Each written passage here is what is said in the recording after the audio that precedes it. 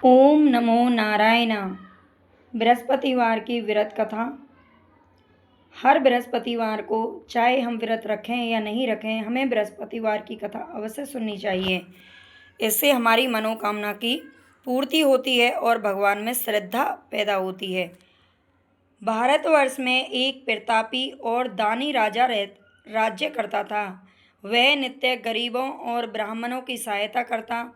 यह बात उसकी रानी को अच्छी नहीं लगती थी।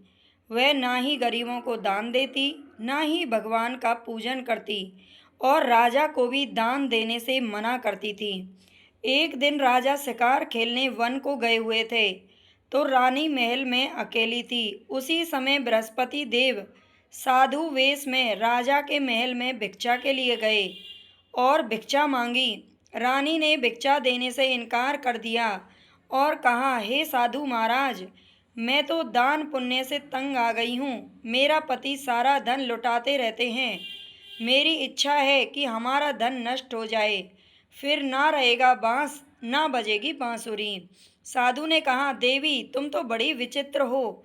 धन संतान तो सभी चाहते हैं, पुत्र और लक्ष्मी तो पापी के गर्भ ही होने चाहिए। यदि तुम्हारे पास धन अधिक है तो भूखों को भोजन कराओ, प्यासों के लिए प्याऊ बनवाओ, मुसाफिरों के लिए धर्मशालाएं खुलवाओ। जो निर्धन अपनी कुंवारी कन्याओं का विवाह नहीं कर सकते, उनका विवाह करा दो। ऐसे और भी कई काम हैं जिनके करने से तुम्हारा यश लोक परलोक में फैलेगा। परंतु रानी पर उपदेश का कोई प्रभाव नहीं पड़ा। वह बोली, महाराज, आप मुझे कुछ मत समझाइए। मैं ऐसा धन नहीं चाहती जो हर जगह बांटती फिरूं।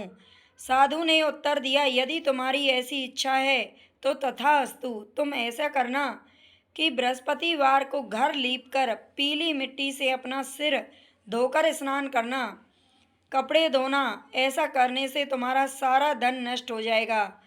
इतना कहकर वह साधु महाराज वहाँ से आलोप हो गए। साधु के अनुसार कही बातों को पूरा करते हुए रानी को केवल 3 बृहस्पतिवार ही बीते थे कि उसकी समस्त धन संपत्ति नष्ट हो गई। भोजन के लिए राजा का परिवार तरसने लगा। तब एक दिन राजा ने रानी से बोला कि हे रानी, तुम यहीं रहो, मैं दूसरे देश को जाता हूँ, क्योंकि यहाँ पर सभी लोग मुझे जानते हैं, इसलिए मैं कोई छोटा कार्य नहीं कर पाऊँगा। ऐसा कहकर राजा प्रदेश चला गया। वहाँ पर वह जंगल से लकड़ी काट कर लाता और शहर में बेचता। इस तरह वह अपना जीवन व्यतीत करने लगा। इधर राजा के प्रदेश जाते ही रानी और दासी दुखी रहने लगी। एक बार जब रानी और दासी को 7 दिनों तक भोजन के बिना रहना पड़ा, तो रानी ने अपनी दासी से कहा, हे दासी, पास ही के नगर में मेरी बहन रहती है, वह बड़ी ही धनवान है।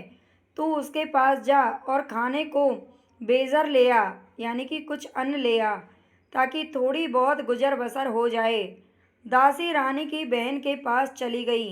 उस दिन गुरुवार था और रानी की बहन उस समय बृहस्पतिवार व्रत की कथा सुन रही थी। दासी ने रानी की बहन को अपनी रानी का संदेश दिया, लेकिन रानी की बड़ी बहन ने कोई उत्तर नहीं दिया। जब दासी को रानी की बहन से कोई उत्तर नहीं मिला, तो वह बहुत दुखी हुई और उसे क्रोध भी आया। दासी ने वापस आकर रानी को सारी बात बता दी। सुनकर रानी अपने भाग्य को कोसने लगी। उधर रानी की बहन ने सोचा कि मेरी बहन की दासी आई थी, परंतु मैं उससे नहीं बोली, इससे वह बहुत दुखी हुई होगी। कथा सुनकर और पूजन समाप्त करके वह अपनी बहन के घर आई और कहने लगी, हे बहन, मैं बृहस्पतिवार का व्रत कर रही थी। तुम्हारी दासी मेरे घर आई थी, परंतु जब तक कथा होती है तब तक ना तो उठते हैं और ना ही बोलते हैं, इसलिए मैं नहीं बोली। कहो दासी क्यों गई थी? रानी बोली, बहन, तुमसे क्या छुपाऊं, हमारे घर में खाने तक को अनाज नहीं था। ऐसा कहते कहते रानी की आंखें भर आई। उसने दासी समेत पिछले 7 दिनों से भूखे रहने तक की बात अपने बहन को विस्तार पूर्वक सुना दी। रानी की बहन बोली, देखो बहन, भगवान बृहस्पति देव सबकी मनोकामना पूर्ण करते हैं। देखो, शायद तुम्हारे घर में भी अनाज रखा हो। पहले तो रानी को विश्वास नहीं हुआ, पर बहन के आग्रह करने पर उसने अपनी दासी को अंदर भेजा तो उसे सचमुच अनाज से भरा हुआ एक घड़ा मिल गया। यह देखकर दासी को बड़ी हैरानी हुई। दासी रानी से कहने लगी, हे रानी, जब हमको भोजन नहीं मिलता तो हम व्रत ही तो करते हैं, इसलिए क्यों ना अपनी बहन से व्रत और कथा की विधि पूछ ली जाए ताकि हम भी व्रत कर सकें। तब रानी ने अपनी बहन से बृहस्पतिवार व्रत के बारे में पूछा। उसकी बहन ने बताया, बृहस्पतिवार के व्रत में चने की दाल और गुड़ से विष्णु भगवान का केले की जड़ में पूजन करें तथा दीपक जलाएं, व्रत कथा सुने और पीला भोजन ही करें। इससे बृहस्पति देव प्रसन्न होते हैं। व्रत और पूजन विधि बताकर रानी की बहन अपने घर को लौट गई। 7 दिनों के बाद जब गुरुवार आया तो रानी और दासी ने व्रत रखा। गुड़साल में जाकर चना और गुड़ लेकर आई। फिर उससे केले की जड़ तथा विष्णु भगवान का पूजन किया। अब पीला भोजन कहाँ से आए, इस बात को लेकर दोनों बहुत दुखी थी। चूँकि उन्होंने व्रत रखा था इसलिए बृहस्पति देव उनसे प्रसन्न थे, इसलिए वे एक साधारण व्यक्ति का रूप धारण करके 2 थालों में सुंदर पीला भोजन दासी को दे गए। भोजन पाकर दासी प्रसन्न हुई और फिर रानी के साथ मिलकर भोजन ग्रहण किया। उसके बाद वे सभी गुरुवार को व्रत और पूजन करने लगीं। बृहस्पति भगवान की कृपा से उनके पास फिर से धन संपत्ति आ गई, परंतु रानी फिर से पहले की तरह ही आलस करने लगी। तब दासी बोली, देखो रानी, तुम पहले भी इस प्रकार आलस करती थी, तुम्हें धन रखने में कष्ट होता था, इस कारण सभी धन नष्ट हो गया, और अब जब भगवान बृहस्पति की कृपा से धन मिला है तो तुम्हें फिर से आलस्य हो रहा है।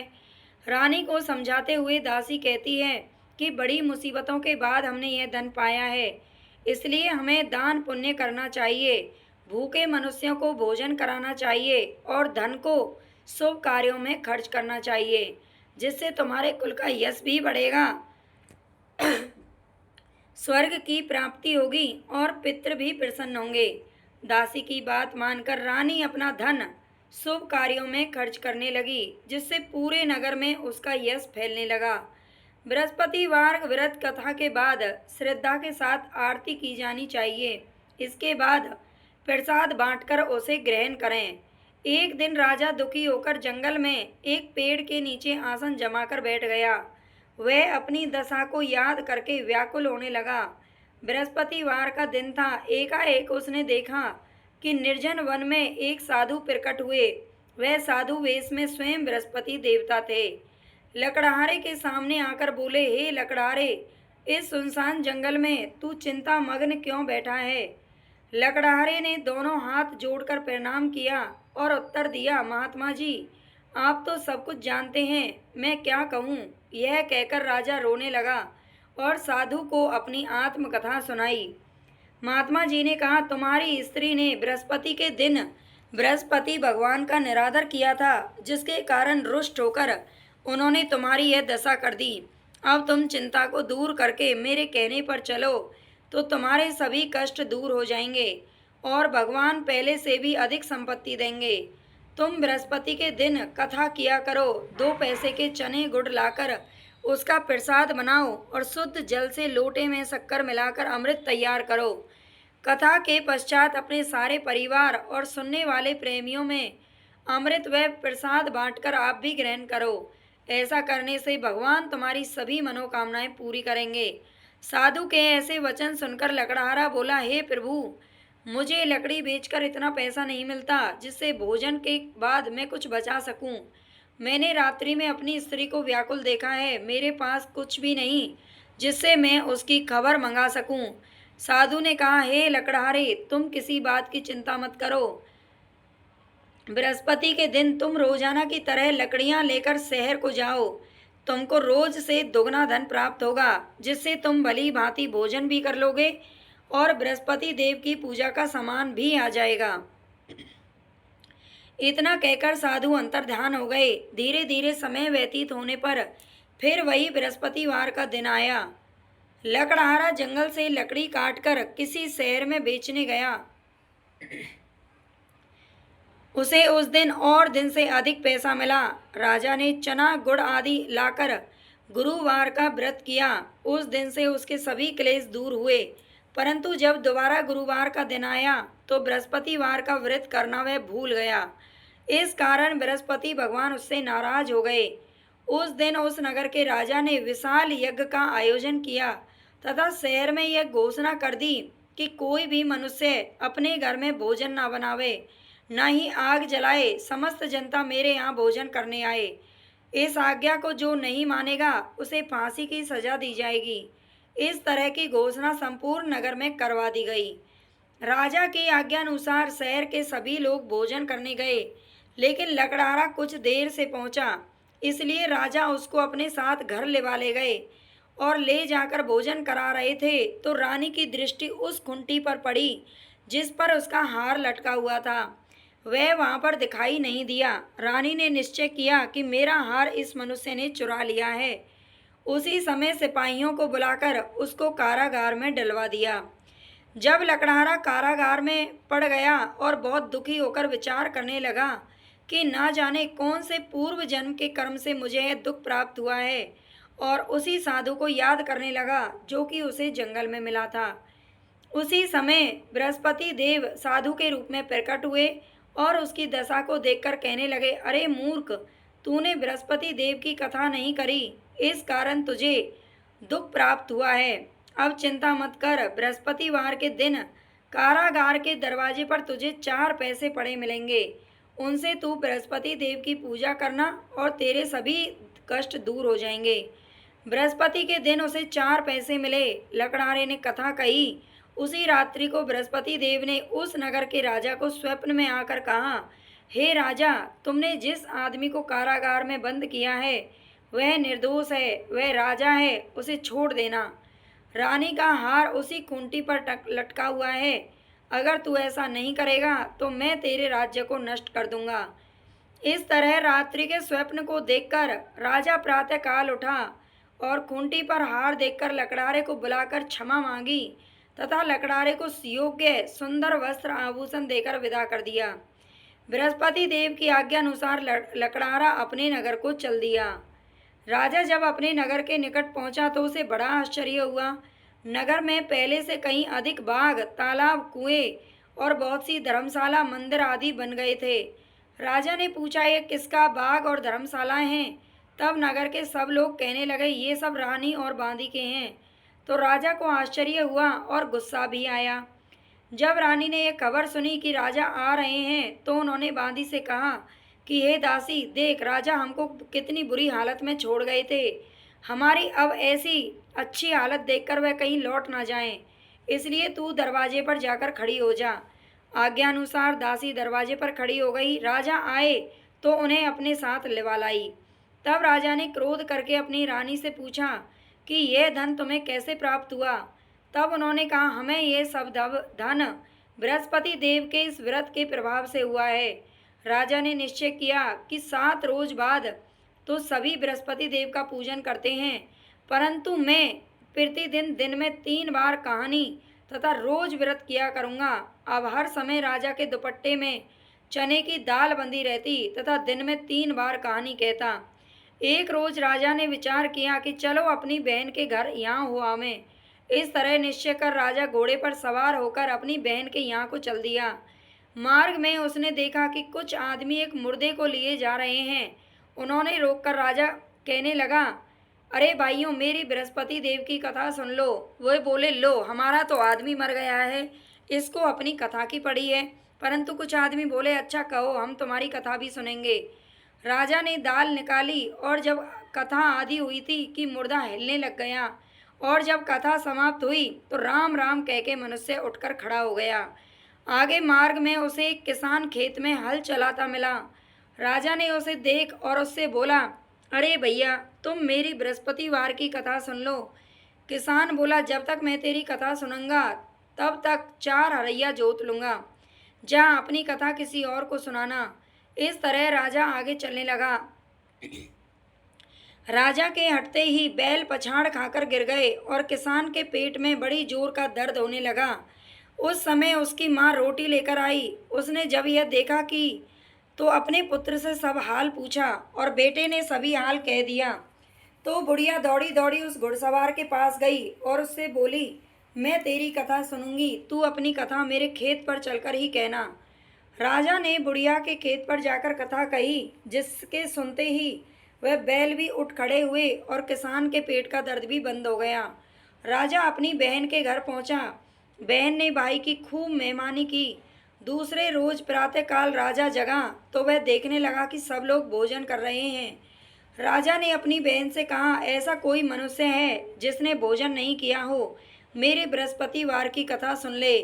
बहन बोली, हे भैया, यह देश ऐसा ही है कि पहले यहाँ लोग भोजन करते हैं, बाद में कोई अन्य काम करते हैं।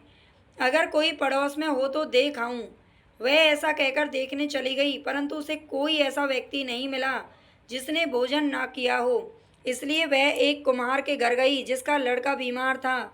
उसे मालूम हुआ कि उनके यहाँ 3 रोज से किसी ने भोजन नहीं किया है। रानी ने अपने भाई की कथा सुनने के लिए कुम्हार से कहा तो वह तैयार हो गया। राजा ने जाकर बृहस्पतिवार की कथा उसे सुनाई, जिसको सुनकर उसका लड़का ठीक हो गया। अब तो राजा की प्रशंसा होने लगी। एक रोज राजा ने अपनी बहन से कहा कि हे बहन, हम अपने घर को जाएंगे, तुम भी तैयार हो जाओ। राजा की बहन ने अपनी सास से कहा। सास ने कहा, हाँ चली जा, परंतु अपने लड़कों को मत ले जाना, क्योंकि तेरे भाई के कोई औलाद नहीं है। बहन ने अपने भैया से कहा, हे भैया, मैं तो चलूंगी, पर कोई बालक साथ नहीं जाएगा। राजा बोला, जब कोई बालक नहीं चलेगा तब तुम ही क्या करोगी। बड़े दुखी मन से राजा अपने नगर को लौट आया। राजा ने अपनी रानी से कहा, हम निर्वंशी हैं, हमारा मुंह देखने का धर्म नहीं है और कुछ भोजन आदि नहीं किया। रानी बोली, हे प्रभु, बृहस्पति देव ने हमें सब कुछ दिया है, वे हमें औलाद भी अवश्य देंगे। उसी रात को बृहस्पति देव ने राजा से स्वप्न में कहा, हे राजा, उठ, सभी सोच त्याग दे, तेरी रानी गर्भ से है। राजा की यह बात सुनकर बड़ी खुशी हुई। बृहस्पति देव की जब राजा ने बात सुनी तो उसे बड़ी खुशी हुई। 9वें महीने में उसके गर्भ से एक सुंदर पुत्र प्राप्त हुआ, पैदा हुआ। तब राजा बोला, हे रानी, स्त्री बिना भोजन के रह सकती है, पर बिना कहे नहीं रह सकती। जब मेरी बहन आवे तो तुम उससे कुछ मत कहना। रानी ने सुनकर हाँ कर दी। जब राजा की बहन ने शुभ समाचार सुना तो वह बहुत खुश हुई तथा बधाई लेकर अपने भाई के यहाँ आई। तभी रानी ने कहा, घोड़ा चढ़कर तो नहीं आई, गधा चढ़ी आई। राजा की बहन बोली, भाभी, मैं इस प्रकार अगर नहीं कहती तो तुम्हें औलाद कैसे मिलती। बृहस्पति देव ऐसे ही हैं, जैसे जिसके मन में कामनाएं होती हैं वो सभी को पूर्ण करते हैं। जो सद्भावना पूर्वक बृहस्पतिवार का व्रत करता है, कथा पढ़ता है या सुनता है तो दूसरों को सुनाता है, बृहस्पति देव उसकी सभी मनोकामनाएं पूर्ण करते हैं। ओम नमो नारायण। जय बृहस्पति देव की।